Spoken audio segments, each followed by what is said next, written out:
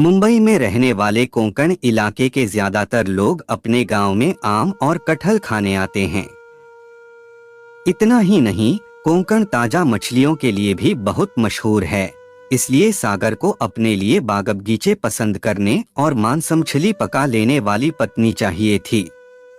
वह चाहता था कि उसकी पत्नी घर और खेती-बाड़ी संभालते हुए गांव में रहकर उसके माता पिता की सेवा करे, क्योंकि सागर नौकरी में बिजी रहने के चलते ज्यादा दिनों तक गांव में नहीं ठहर सकता था।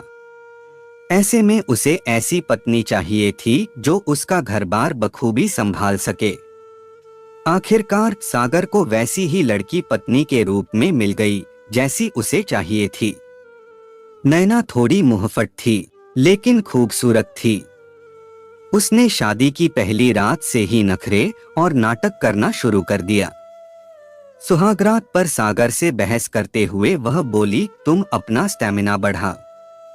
जो सुख मुझे चाहिए वह नहीं मिल पाया। दरअसल सागर एक आम आदमी की तरह सेक्स में लीन था, लेकिन वह बहुत जल्दी ही थक गया। इस बात पर नैना उसका जमकर मजाक उड़ाने लगी, लेकिन सागर ने उसकी किसी बात को दिल पर नहीं लिया। उसे लगा समय के साथ साथ पत्नी की यह नासमझ दूर हो जाएगी। छुट्टियां खत्म हो चुकी थीं और उसे मुंबई लौटना था। नैना ने कहा, मुझे इस रेगिस्तान में अकेली छोड़कर क्यों जा रहे हो? सच कहें तो नैना भी यही चाहती थी कि सागर गांव में न रहे, क्योंकि पति की नजर व दबाव में रहना उसे पसंद नहीं था और न ही उसके रहते वह पति के दोस्तों को अपने जाल में फंसा सकती थी। मायके में उसे बेरोक-टोक घूमने की आदत थी, जिस वजह से गांव के लड़के उसे मैना कहकर बुलाते थे।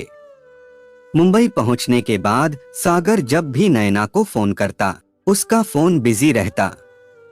उसे अक्सर कॉलेज के दोस्तों के फोन आते थे, लेकिन धीरे धीरे सागर को शक होने लगा कि कहीं नैना अपने बॉयफ्रेंड से बात तो नहीं करती है।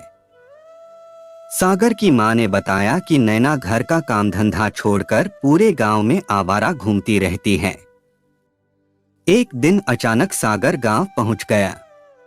बस स्टैंड पर उतरते ही सागर ने देखा कि नैना मैदान में खड़ी किसी लड़के से बात कर रही थी और कुछ देर बाद उसी की मोटरसाइकिल पर बैठकर वह चली गई। देखने में वह लड़का कॉलेज में पढ़ने वाला किसी रईस घर की औलाद लग रहा था।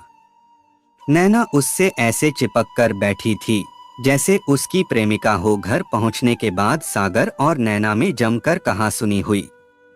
नैना ने सीधे शब्दों में कह दिया, बॉयफ्रेंड बनाया है तो क्या हुआ?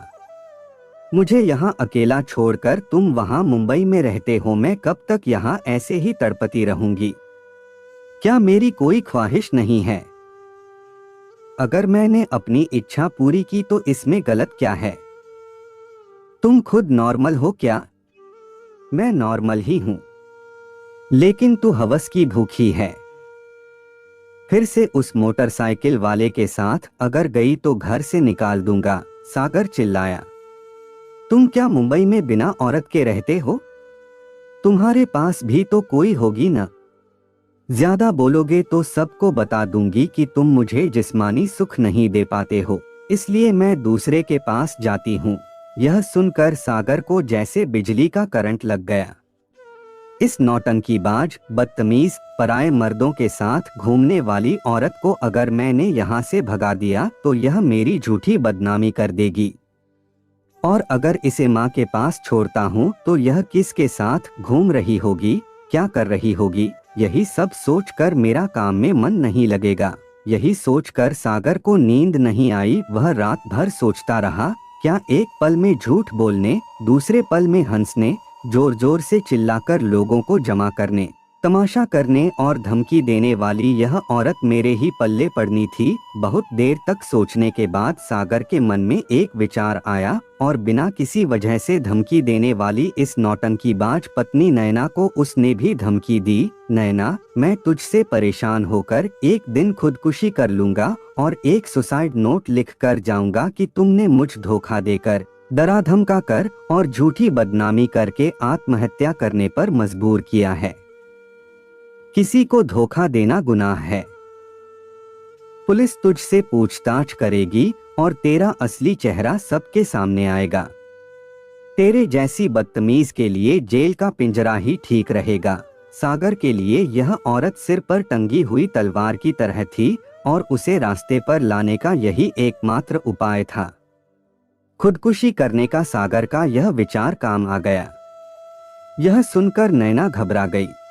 ऐसा कुछ मत करो, मैं बर्बाद हो जाऊंगी, कहकर नैना रोने लगी।